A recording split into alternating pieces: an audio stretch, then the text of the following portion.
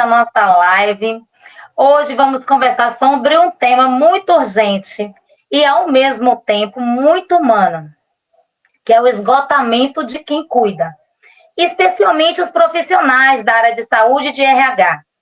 Eu sou a Letéia Campos, psicóloga integrativa, consultora em saúde mental, e estou muito feliz em dividir hoje essa conversa com minha queridíssima, maravilhosa Cris Saavedra. Olá, muito prazer em estar aqui com você também, Aletheia, muito obrigada. Estamos aqui para falar desse tema realmente muito preocupante e que vem aumentando cada vez mais, e esse aqui é um espaço seguro que nós vamos refletir sobre isso e trazer a oportunidade de também quem está vivendo situações que deixe aqui nos comentários para nós. Eu nem me apresentei, né? Eu sou psicóloga também, sou consultora de saúde mental e estamos aí nesse projeto para trabalhar a saúde mental no ambiente corporativo. Mas me fala uma coisa, Laté, por que você acha que tem tantas pessoas adoecendo? Pelo menos hoje eu ainda estou muito no consultório e eu vejo essa realidade no consultório, as pessoas chegando adoecidas por conta do trabalho. Nós temos uma ideia, ou a maioria das pessoas, vamos falar assim, no popular, né? Acreditam que os profissionais da área de saúde, os profissionais do RH, eles sabem lidar com as emoções o tempo inteiro, mas na verdade isso não acontece, porque esse é um cuidado constante que acaba se desgastando. E é o que nós conhecemos hoje, que está bem conhecido, que é a síndrome do burnout. Quase virou uma segunda linguagem dentro do ambiente corporativo, que ela acaba reverberando numa exaustão, naquela sensação de incapacidade, na perda do brilho, sabe aquela vontade assim, de dizer assim, chegou na segunda-feira, ele, ai meu Deus do céu, não quero, nem pensa em trabalhar, fica contando para chegar na sexta-feira. Esse é um dos sintomas que a gente tem que ficar atento quando isso acontece. Essa é uma sensação vem acontecendo muito nesse ambiente. E os sinais são silenciosos, né? As pessoas começam como você disse, a não querer ir trabalhar, a ter muito sono, ou então a ter falta de sono, insônia, a ter falta de apetite, crises de choro no ambiente de trabalho, angústia. Então, todos são sintomas que, silenciosos, muitas vezes as pessoas não se dão conta. Estou me sentindo muito cansada, não consigo saber o que é. E um dado muito alarmante que nas minhas pesquisas eu vi, que o burnout está tão sendo vivenciado nesses ambientes de trabalho, que mais de metade em um grupo de 10 pessoas tem burnout. E o que é o burnout? Né? É justamente esse esgotamento mental, é um excesso de preocupação, de demanda, de trabalho, que inclusive está catalogado como doença do trabalho já, né?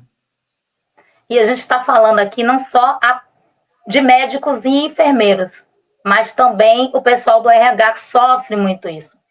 E essa sobrecarga emocional contínua, demandas urgentes, excesso de trabalho, é uma rotina muito exaustiva.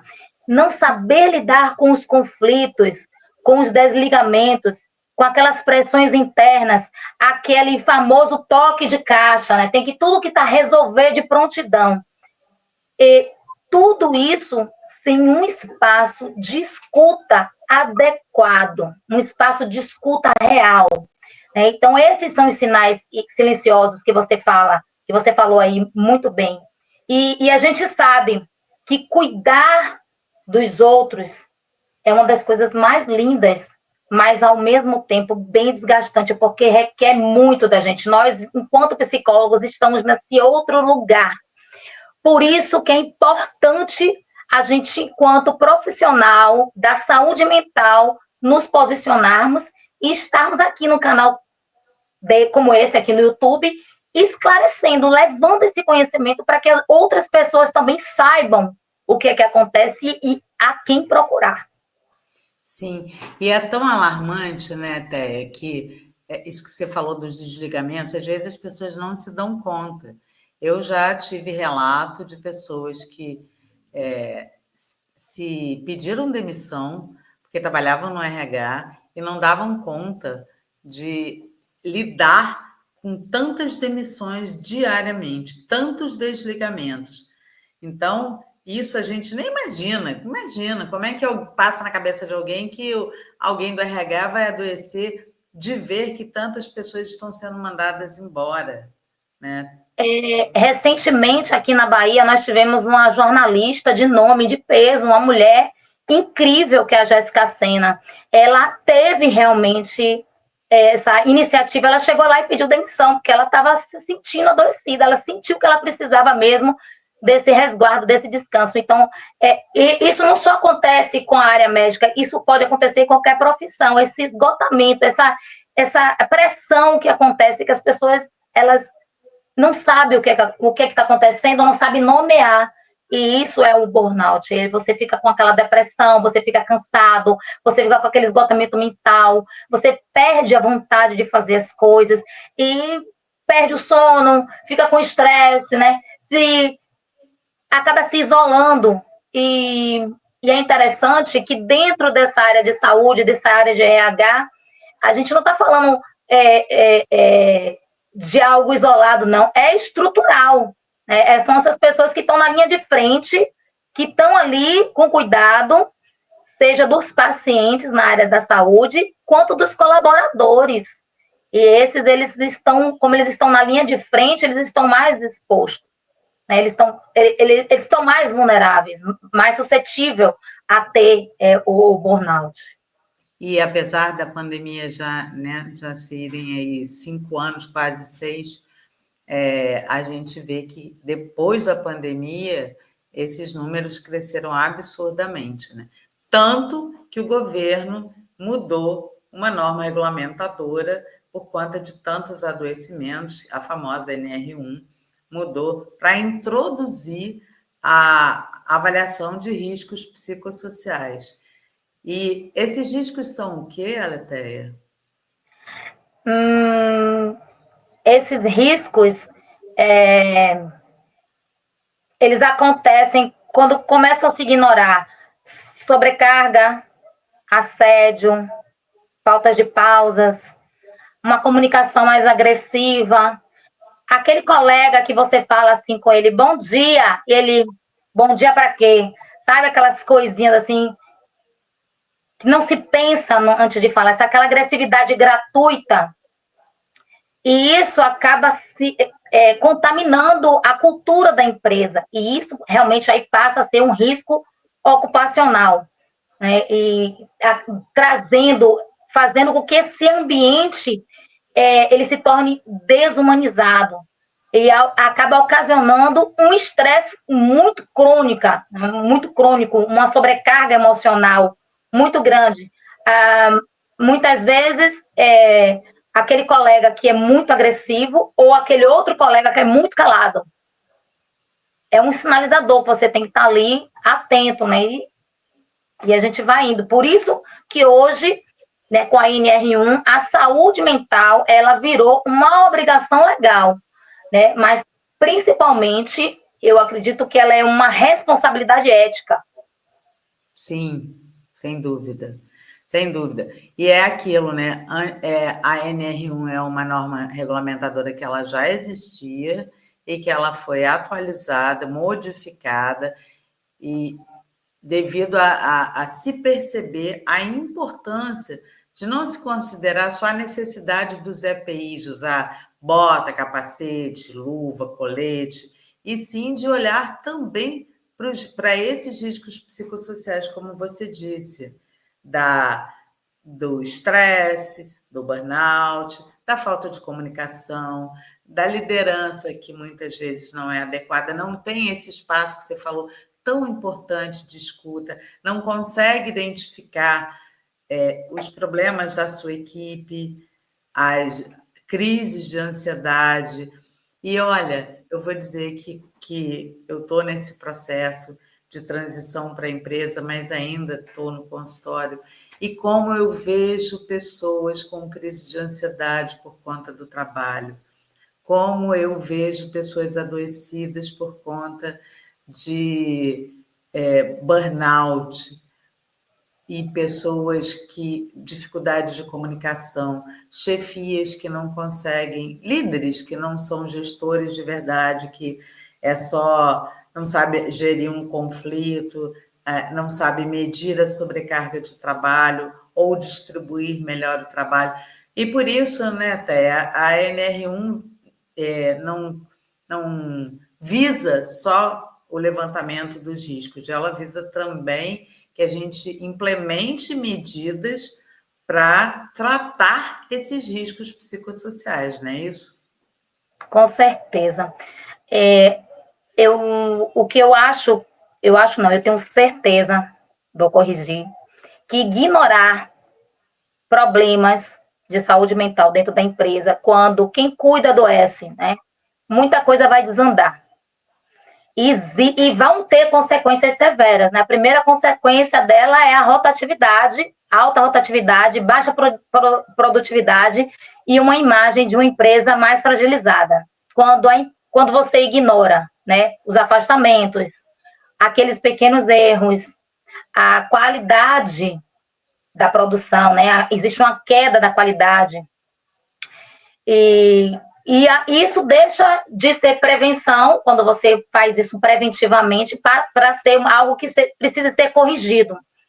E essa é uma das consequências mais graves, é a baixa produtividade, um custo que acaba sendo oneroso para a empresa, que ela poderia ter isso antecipadamente, né? Com aqueles caminhos práticos e leve de cuidar de quem cuida, né, Cris? E aí, Cris, o que é que a gente pode fazer? Como é que a gente pode fazer? Que teoria sem prática não sustenta ninguém, né? Então, a gente, como psicólogo, o que é que o psicólogo primeiro a gente vai fazer para poder estar atendendo essa demanda? Então, como eu disse, né? As empresas precisam entender que não basta, mesmo com a obrigatoriedade da lei, implementar essa avaliação de riscos psicossociais. É importante que a gente estabeleça ações para prevenir, como você bem disse, os riscos psicossociais e para mitigar aqueles que já existem. A falta de diálogo ou a própria sobrecarga de trabalho. Então, é importante ter um espaço de escuta que seja possível, que o colaborador possa se sentir à vontade para falar, certo? Se eu não me sinto à vontade de falar com o chefe, tenho medo de falar com ele, com o meu gestor, que ambiente é esse? Né? O que você sugere mais?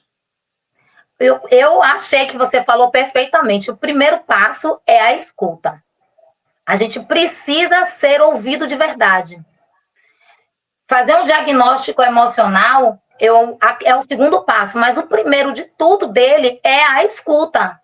Junto com essa escuta, a gente vai fazendo essa verificação desse diagnóstico, mas fazer palestras, rodas de conversa, supervisões, apenas isso não vai fazer milagre, né?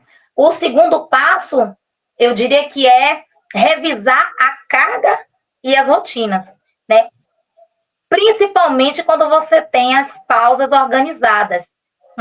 Uma escala mais justa, isso costuma mudar o humor do time. Mas isso é uma competência que tem que ser feita pelos líderes, pelos gestores, pelo pessoal da linha de frente que está ali, tem que ficar atento. Mas as pessoas também precisam ser cuidadas.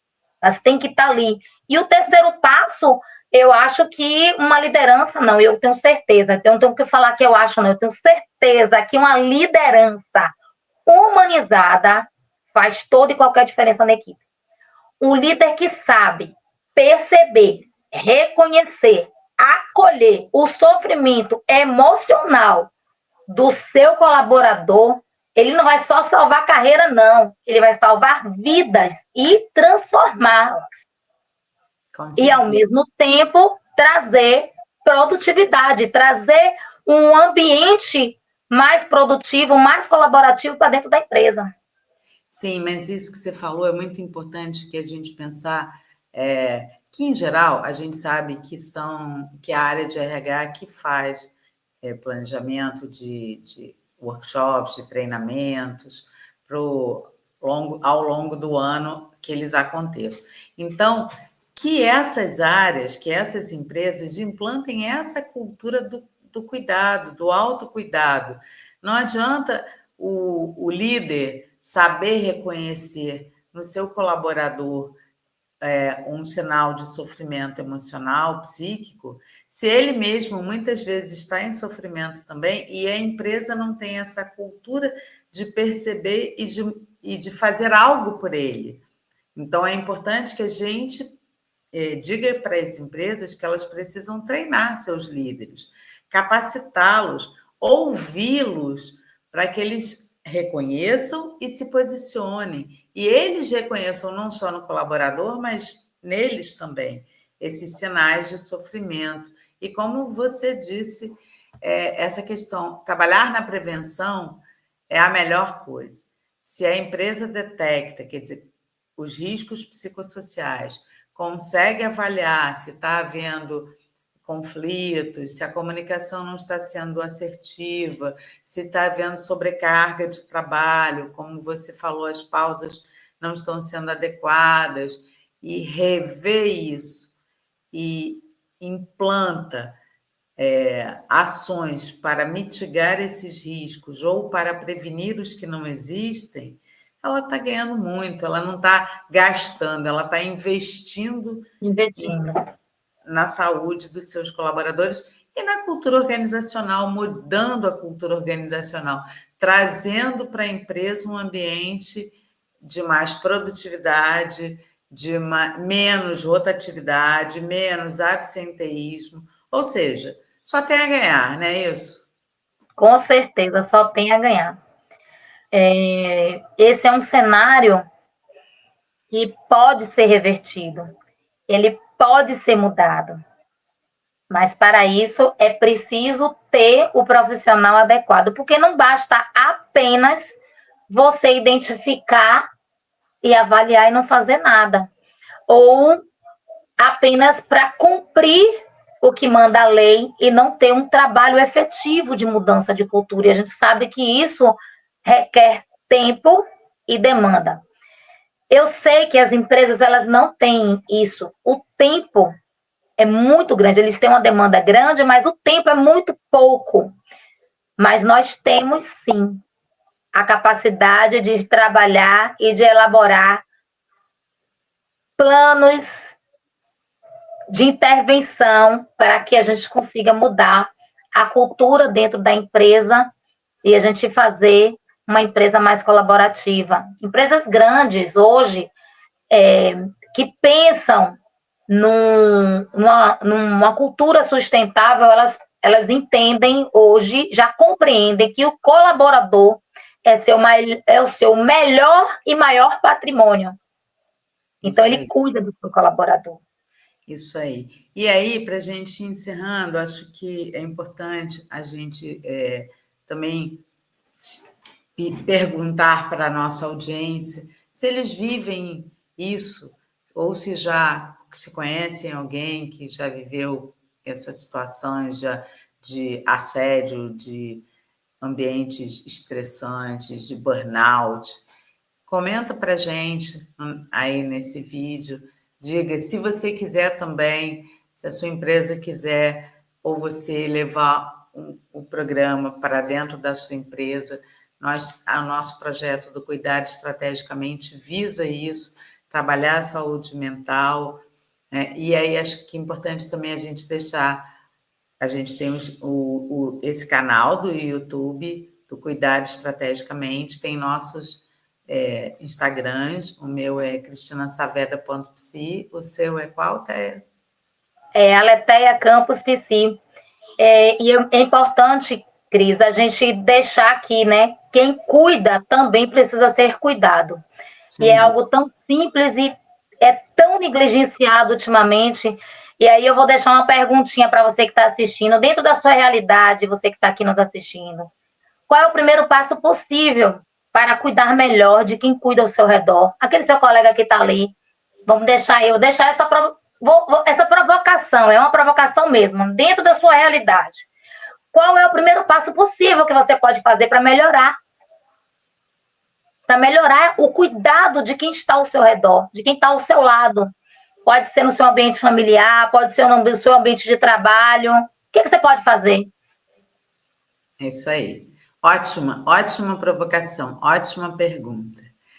Acho que é isso, né, Té? Acho que a gente quis trazer aqui a importância de ter esse olhar para as pessoas que cuidam tanto do RH quanto os profissionais psicólogos como nós, que atuam nas empresas e nos outros ambientes, nos hospitais, os médicos, profissionais de saúde de um modo geral, o quanto que essas pessoas são impactadas pelo dia a dia nas empresas, nos ambientes de trabalho, nos hospitais, e o quanto que elas também precisam de ser cuidadas, que não, para elas não é simples, não é o que às vezes a gente nem imagina a dor que elas sentem de presenciar tudo que presenciam no seu dia a dia.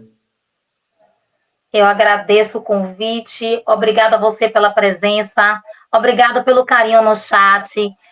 Levar esse tema adiante é importante. Se você gostou, conhece algum colega, alguém de RH, alguém da área de saúde mental, compartilhe esse link, leve esse tema adiante, que essa conversa ela seja apenas uma semente do autocuidado que você está tendo com você e com o outro. Compartilha, dá o seu like aqui para a gente, vamos fazer com que esse canal ele chegue ao mais número de pessoas possíveis, porque, afinal de contas, saúde mental importa e nós precisamos cuidar da nossa saúde mental e da saúde mental do outro, porque vivemos numa comunidade linda, dentro de um país maravilhoso, dentro de um planeta fantástico, e é isso aí. Muito obrigada, eu agradeço também a participação de todos, como a Débora falou. Se você conhece alguém que possa se beneficiar dessa nossa conversa, dessa nossa sementinha, mande o link desse vídeo, curta aí o nosso vídeo e divulgue. Obrigada a todos e até a próxima. Beijos.